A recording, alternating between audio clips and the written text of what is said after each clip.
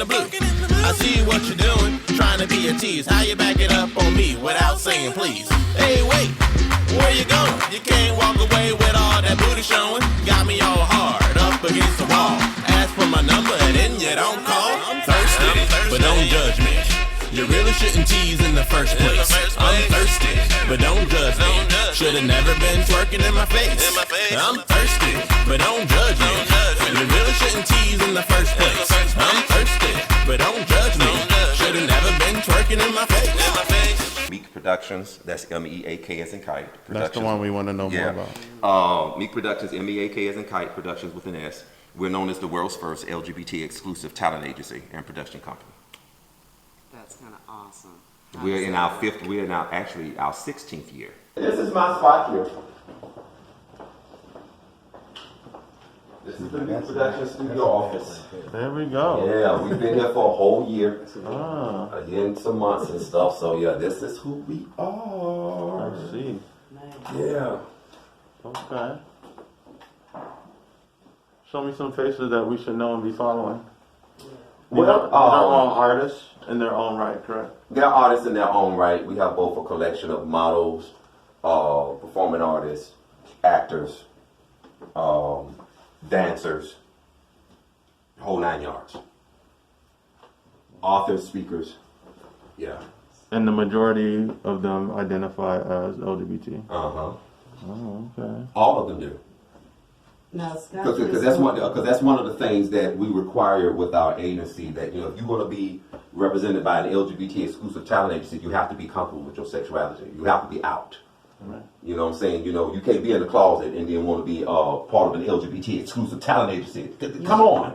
I can't show any of these in Connecticut because my mother might see. Other than that, this is great. Twerk bitch, twerk. You a bottom. Twerk bitch, work. You a bottom. Twerk bitch, twerk. You a bottom. Twerk bitch, work. You a bottom. Hey, you over there, come work this pole. I bend you over, I stretch that hole. Don't get tired, don't you quit. You better get with it, cause I'ma get in it. Hornet, scruff, grinder, jack. Bottoms in here don't know how to act. Drop to the flow, get real stupid. Hit me up later on OK Cupid. Why are we so afraid to embrace an LGBTQ production studio of the world? All the LGBT artists out there? Because, once again, for people that's watching, it's an LGBTQ plus community, but we still have the same issues as any other community. Just like in the black community, we say everybody that's skin folk ain't kinfolk. We got that same problem over here in the LGBTQ plus community. Yeah, we have sellouts over here too. And one of the reasons why why it was such a struggle to launch my vision, you know, one of the, because I was very naive back then. Because I was thinking when the vision first came to me from the creator of the Omniverse, I was like, create the world's first LGBT exclusive talent agency production company. Are you serious? And I was all excited about that. Oh, this is going to be such a blessing for people in the community that are artists and that want to go to the next level, and that, you know, we can finally get real gay, lesbian, bisexual, transgender actors and actresses to play these roles in mainstream and stuff like that. And somebody need to be there to represent them, because when I created that vision, the word of logo TV was coming. Here TV was coming. There also had been about anywhere between 5 to 6 LGBTQ plus premium channels or networks. And like I said, yeah, it was Logo TV, Here TV, the Q Television Network, and I think 2 others. I think You had a lot of black programming. The Q Television Network, and a lot of people, and a lot of independent filmmakers and stuff like that, especially black. They was mostly trying to do the DVD circuit. You know what I'm saying? Just do DVD subscriptions and stuff of their stuff. But when these networks was being published and saying that they was coming, everybody was excited about it and stuff like that. And so, out of all of that, only Logo TV and Here TV end up being the only ones that lasted. You know, Here TV being our only premium channel, and Logo, of course, being the regular cable channel. So those are the only ones that we that end up lasting out of all of the other ones. There was also supposed to have been an LGBTQ record label from Sony. Really? Yes, never forget it, because I bought the article. Was it in Billboard that particular year? We're talking about the hold up. The mid 2000s? 2000s, of the early 2000s. And this was when the Out Music Awards, which is our LGBT Grammys, when they were still in existence. I don't know what they're doing now. But only had like two of Deirdre, them. we need some music awards, honey. They only had like 2 of them. And yeah, Logo- because I was wondering what happened to them. And Logo really dropped the ball on content. Wow, that's another thing that really disappointed me about them, and I feel that that's another issue there. But when I was creating that, you know, it was in my mind that when people found out about this vision, that everybody was going to flock to it, everybody was going to get together. But I had to, silly me, wasn't thinking, I'm starting this up in the Confederate South, 1. 2, racism in the LGBTQ plus community still exists. So who comes in so I'm just thinking about who comes and contacts you about that job. Has that changed in the last year? Are more people looking for real diversity? Actually, it's been, especially when we talk about the LGBTQ plus community, when it comes to wanting to partner now and wanting to really, really come together and really expand what diversity and inclusion really means, it was something about not just the pandemic, but what happened to George Floyd. Yeah. You know what I'm saying? It's like, it really took things to a completely different perspective. And I was like, you know, many people, non-blacks, started contacting me really wanting to work together and stuff. And I'm like, really? Y'all serious this time? Yeah. No joke, no mouth. You know what I'm saying? So I just took over a panel in my community, like, so they're actually being serious about it. And you know, like, there's a need to like push the queer community as well. And so they decided to finally have this June, finally, have a conversation about racism in the LGBTQ plus community, right? and we've been talking about that for so long, but people didn't want to take us But we seriously. don't really talk. Talk right? about it, and people didn't want to take us seriously. I've been an asshole on the up lying panels for years. Of right? course, And so I'm on the panel, and we're here, and I'm like, God, and so we're here, and I'm there, and there's a black trans woman, and other than that, everyone else is some type of Latino, and I was like, guys, we're getting here, you know, so it's Zoom, but we're still in the green room, and it's like, guys, it's time to actually have this conversation for real. And so right now I'm asking, calling them out by names, like, we've been doing this for years. I need you to call out the anti-blackness. Today they asked us to come together for racism, but I'm asking you as the Latino queers who know that you get called to co-sign on the anti-black. I'm asking for this panel to co-sign on the anti-blackness and keep it anti-black, and it happened. This is where that complicity comes from. Right down the street, 2 blocks from here, the old State House. Go check it out. That's where they sold us. We have a responsibility here. And so in our community, like down here in Atlanta, you guys have a much larger black community. We have Much larger. you also have you come out of enslavement different, which means that the way that your black community interacts with itself is much different than the way that ours does. It does. Yeah. Because a lot of people fail to realize, you know, Georgia was one of the first 13 colonies. Yes. This was slavery, all that stuff actually began. All of the lynching started down here. But then the other beautiful thing that you guys have, that you Virginia, the few that were the first few, is you didn't know that you needed to break slave communities. You didn't know that you needed to do that. So the community, so when you go to Charleston and such, you see these places where there were the slave, there was the community. So these people developed bonds and relationships and trust. Up where we are, it was small mills and they didn't need slavery the same way. So you'd have a small farm owning one person, this one owning one person, that one owning one person. So the community thing really, really didn't solidify the same way. So you've got that, and then you've got the white gay establishment who is never going to ever embrace black men. Because I mean, you got a big black buck, you got your mandingo, you got all these wonderful tropes that create a way. Come on. Come on! Woo! Break it down! I've been black and gay for a long time. Yo. Tell the truth and shame the devil. But there are all of these As ways. our elders used to say. There are all these ways in the culture that they can't accept us. And so when I've gone and been the black one being black, it's been a problem. But see, the thing This year is wasn't. that especially in the Confederate South, hear me well, because it took them years before they finally started recognizing, yeah, you gay, but you still got white privilege, boo. You still got white privilege. Oh, and let me give you another kicker. How do y'all deal with Anderson Cooper? Keep talking, but then we'll I said, then y'all forgot another kicker. Yeah, you got your white privilege, but in the eyes and in the plan of white supremacy, you all would never fit. So I don't care how white you are. If you are LGBTQ, you are not in the white supremacist plan. You are just a pawn to be used to get what they want, and then you're going to be put with the rest of the minority. Boom. And it's a shame that it took them this long to finally start waking up. But how do you deal with grace with the piece of shit white men, gay men who have given you shit for the last 25 years, who now want to come on and say, kumbaya, it's us, and how dare they not understand because it's us and it's life or death, and I've got relatives who voted for Trump and don't they know how they're killing us. Like, I'm having a really hard time dealing with white gays who come with me with that shit. What you put out in the cosmos is what you will get back. And I don't know why people think that folk done forgot, but marginalized people within the LGBTQ plus community, they know who's real and they know who's not, especially the millennial and next generation. This is one thing I can say I love about social media. Social media has put everything and everybody on the spotlight.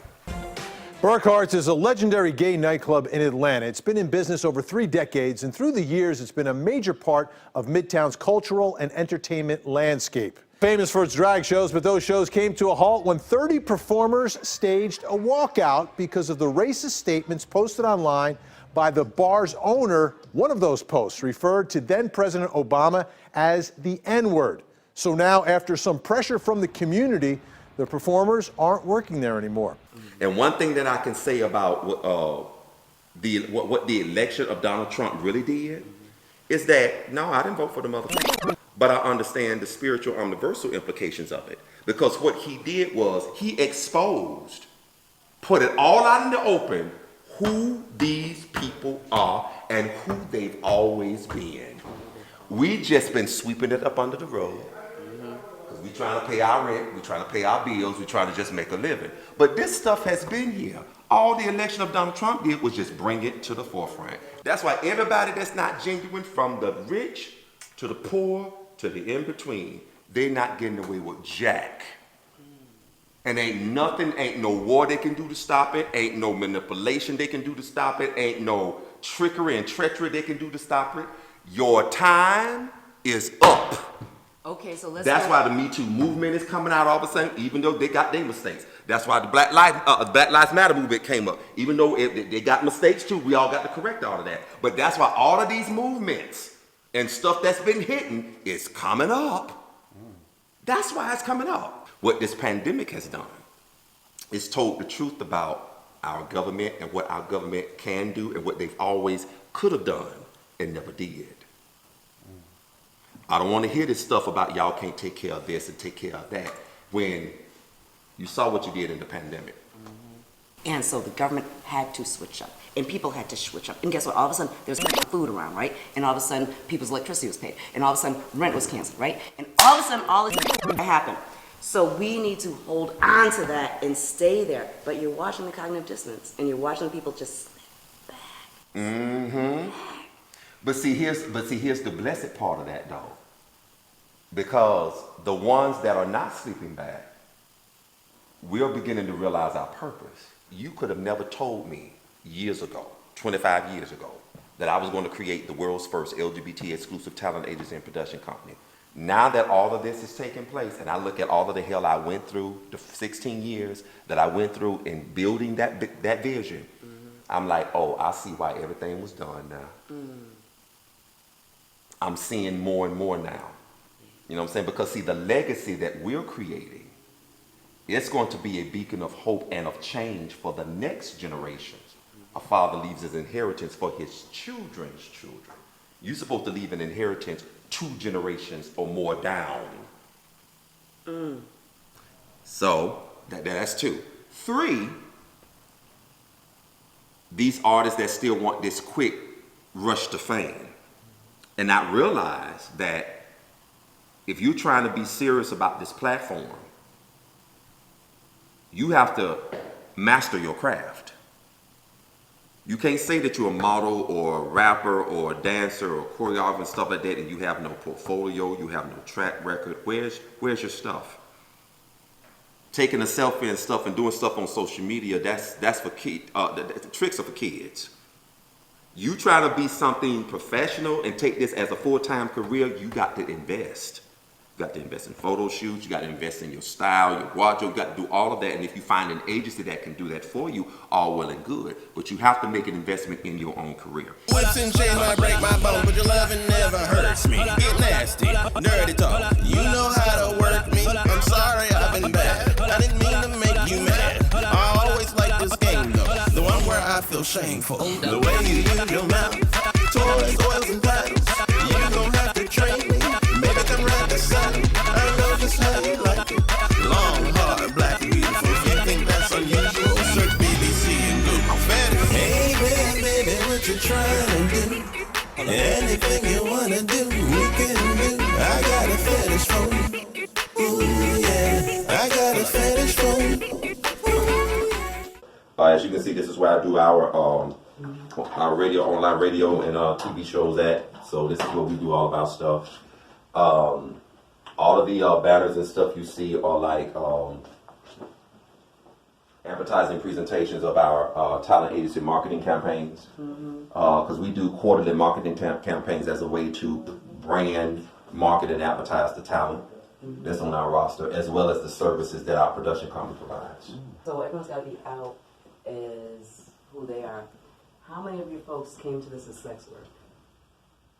We didn't have that many, surprisingly, because our first adult entertainer that registered with the company was Sebastian Rio. He was a Latin brother, and then Dominique Ryder came second.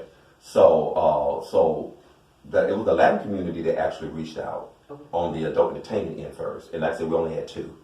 And then we didn't start getting more until later. So because we really don't have that many, because we created an adult entertainment division because when we saw that we was getting some talent that was in that industry, I said, okay, we need to have a separate division that's just for them. That's right, shorty, show me how you do it, get it wet. Let's get it wet. That's right, shorty, put some work into it, work a sweat. Let's work a sweat. Let's work a sweat. Let's work a sweat.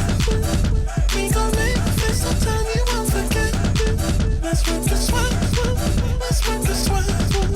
Shorty, show me how you do it, get it wet.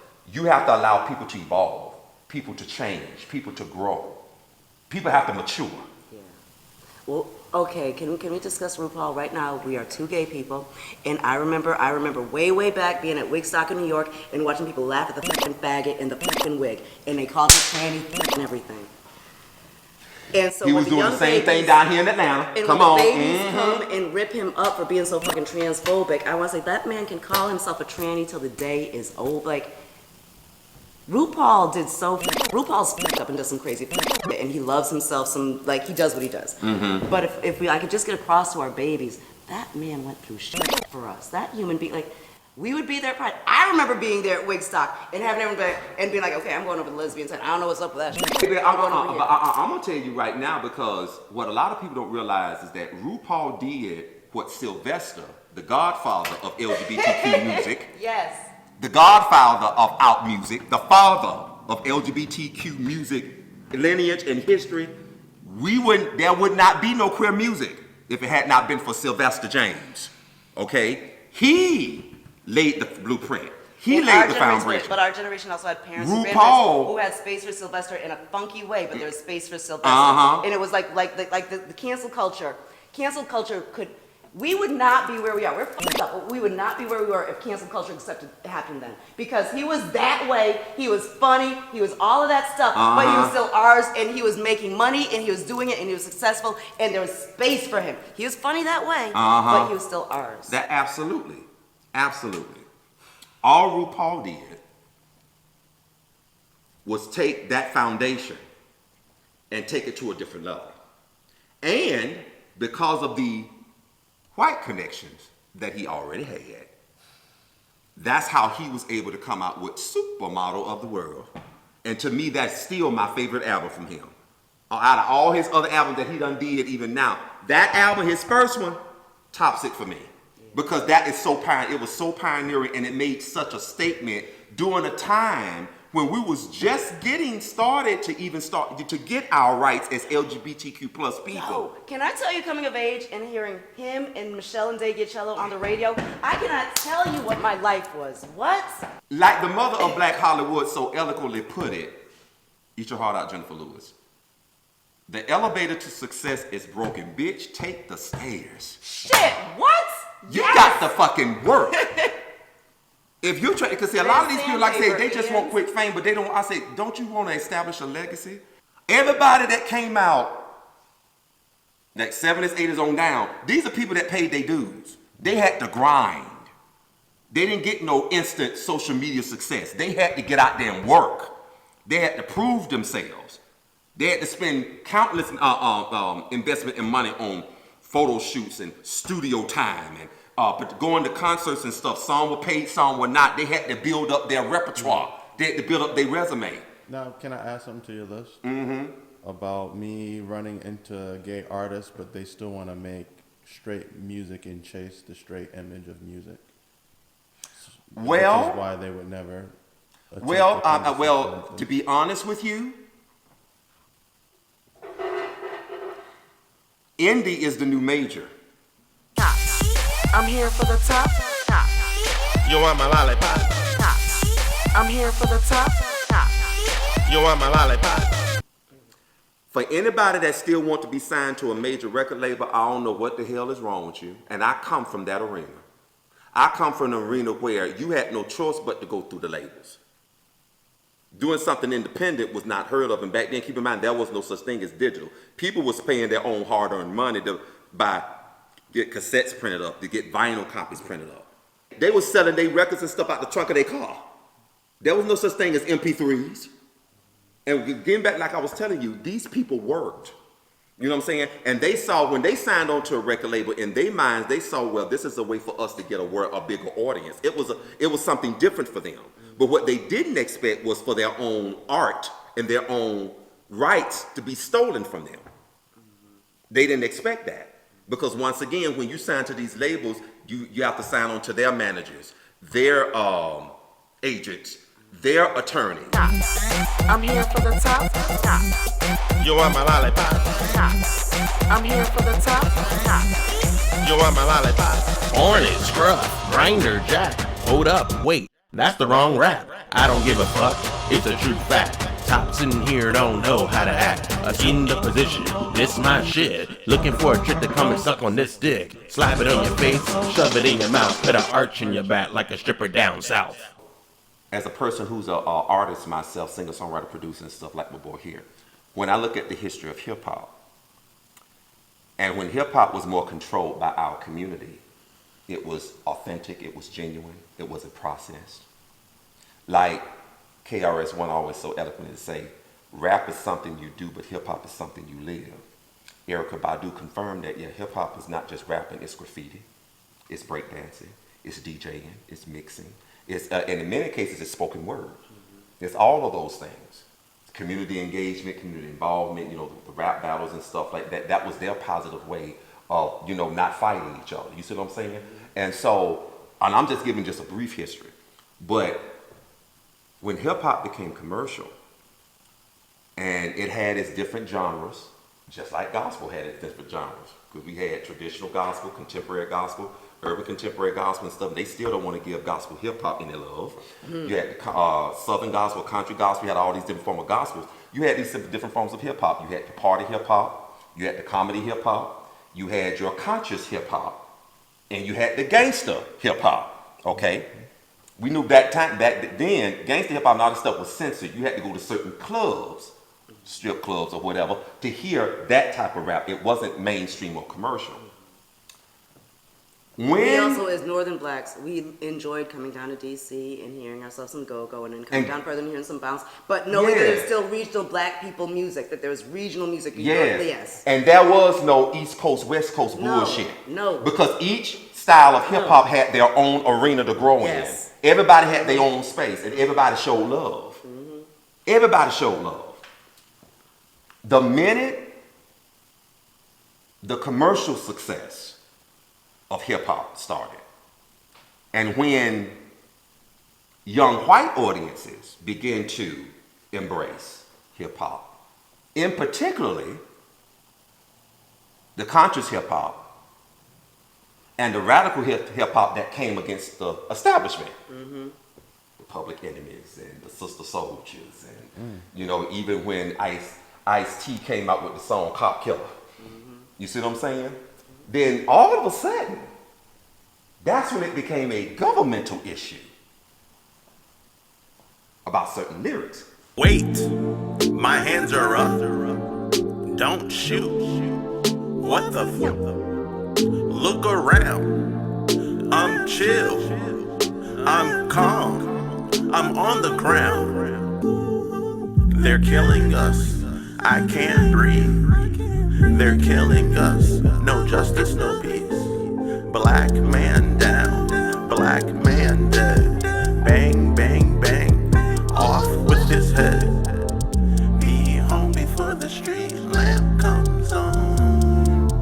The street lamp comes on. Not just stop us, but yeah, stop a certain style of hip hop. April is the time of year when we roll up, roll up, roll up. Take a hit for those that they hated. For my people, they incarcerated. All the innocent who never made bail. And now the government's got the shit for sale. So many dead, killed by the feds. So fuck the white man, I said what I said. You can keep your little drug war. Attacks on blacks and the poor. In jail for a wake and bake. Black men 4 times the rate. Everybody loves cannabis. So let's stop all the racist shit. See, that's what they did. They took away all of the other varieties of hip hop where, you know, there was a variety at the comedy hip hop and all this. They took away them and they put more focused on, and not hating or shaming the NWAs, the 2 Live Crews and stuff, because they have their place. And they have their place. You know what I'm saying? But I'm not talking about them as artists. I'm talking about the institution, the industry that controls. Okay? There was, and it still is. When I began to start looking at the behind the scenes of what was going on with hip hop, I said, wait a minute, you conspiracy motherfuckers. Y'all intentionally wanted this part of hip hop to be commercialized. Why? Because you was trying to program and condition the next generations of people that's going to grow up listening to this type of music, and you're going to program and condition their minds to really kind of do what you and your white supremacist ideology think. And you're going to craft it in such a way, but you're going to craft it so beautifully that when the little white boys in the suburbs hear it, it's still going to be a fantasy. Our children are going to feel it and know that they need to embrace it. And their children are going to hear it, and it's going to be so beautifully not of their world that it's going to be outside of. They couldn't do it with AIDS like that.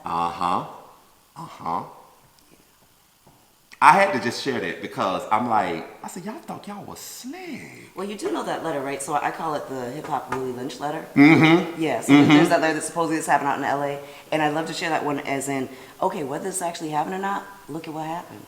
So let's use this letter as a blueprint. Let's pretend this happened. Okay, fine. This never really happened. But let's pretend this happened and dig ourselves out of this hole. Let's look at what this is. Let's look at what we got ourselves into. And how do we dig ourselves out of it? Because if our music, if the music that is ours, that comes from us, that everyone like, and it comes down to this, right? Because we had the field hollers that they heard and they thought were beautiful and wonderful, and we were saying what we needed to say to each other, right? And they was telling the truth about what was going on in their communities. And they didn't know it till they found out, and then it was that, right? And then we had the blues, and they couldn't take the blues from us, and we told our truth and our stories through there. And they realized, when they realized that us singing about Moses wasn't singing about Moses, when they figured out the quilt codes, all of a sudden they needed to take hip hop and make it theirs. You can't tell me that. Chuck D, I love him. He fucked up when he said out loud, rap is CNN. Like, you shouldn't have said it. They heard it, they got it, and they corrupted it. And like there was. And so I talk about this. And that's why I'm glad that the truth is finally I think it came out back then, but they tried to suppress it, and I'm just coming back out more now because a lot of the hip hop artists that were young when we was in our early 20s, they are now more mature now. And they're beginning to start realizing how they was had, like the Bone Thugs and Harmony, and you know the living members of NWA and all them. They're realizing how the industry played them, and they're now starting to come out and tell the truth about what the F is going on. We can say and look at all of this good stuff, and we can talk about crack, and we can talk about Mama Hale, and we can talk about like the destruction and this stuff, but we did not destroy our families as well as DCF and the child welfare system did. However, they had crack that gave us shame. And so therefore, when they came and took our children, because in the 70s, we shut them down. We stopped, we changed child welfare laws, and all of a sudden we figured out how to keep our families together because they've been trying to steal our children from us since enslavement, and they've been successful at it. And all of a sudden... That was a whole, you know what, you just had another, I'm not cutting you off. No, we're going to do this for a while. I'm not trying to stop. I'm flowing with you on this because you just added another piece as to why the Atlanta missing and murdered children happened. Can we talk about those boys, because that brought us all together? And I will tell you, as black people up north, if nothing told us, and again, if the grown-ups in our lives did not know, because see, that was slavery all over again. That was, we heard Emmett Till. That's when the Emmett Till stories happened. Thank you. That was slavery all over when again. When those little boys started disappearing, that's when we heard all. And did you see the documentary? Because I haven't seen it, and I can't. It's that was Atlanta. We were in Connecticut, but it was might as well have been next door, outside, and every little black boy was gonna die. Because I'm glad that they actually did the documentary about that, because even the majority of the parents were saying that the one that they said that they killed all the children, he didn't do it. He was just an scapegoat. And the evidence points to that. Especially after and not only after what was reported during that time by the media. In the documentary, it gets deeper. And I'm like, they just set that boy up, and many people felt that it wasn't just because he was black, it was also because he was black and gay. Yeah. But he grew up during a time where he couldn't be who he was. You see what I'm saying? So, yeah, there was a lot of trickery and treachery that was going on during those times, especially down here in the South. And even when we get back to the crack era, how all that was a setup. We all know that it was purposeful drugs to enter into our community. We all know that. And we can sound crazy and talk about Los Angeles and the police and all that nonsense and the CIA. Just look it up, because it's not conspiracy theory. It's not conspiracy theory. All of this stuff was sanctioned and authorized by the late J. Edgar Hoover. Yes, it's documented. This is not opinion. This is fact. Let's keep it moving. But it's fact. Hashtag facts.